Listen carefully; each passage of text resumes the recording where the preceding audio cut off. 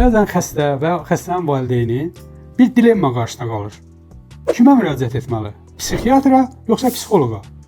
Əgər xəstəlik varsa, asıllıq varsa, onda fiziki və psixi asıllıq formalaşır. Hər bir xəstədə. Fiziki asıllıqdan, yəni ağrı, yuxu pozğunluğu, iştahsızlıq, diskomfort, əsəbilik, depressiya, gör nə qədər şey saydım.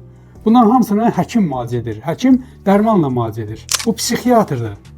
Əvvəlcə getməlidir psixiatrın yanına, fiziki asıllıqdan çıxmalıdır. Sonra nə etməlidir? Müalicənin kompleks adlanması üçün getməlidir psixoloq yanına.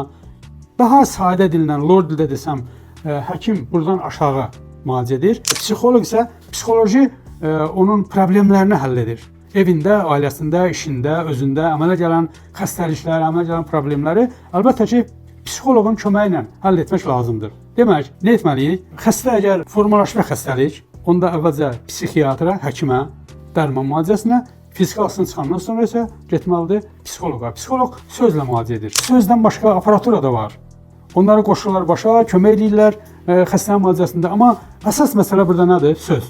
Söz qüdrətli vasitədir. Psixoloq sözlə müalicə edəndir. Ona görə də nədən başlamalıyıq, əziz tamaşaçılar? Psixiatrdan. Psixoloqla davam etmək lazımdır.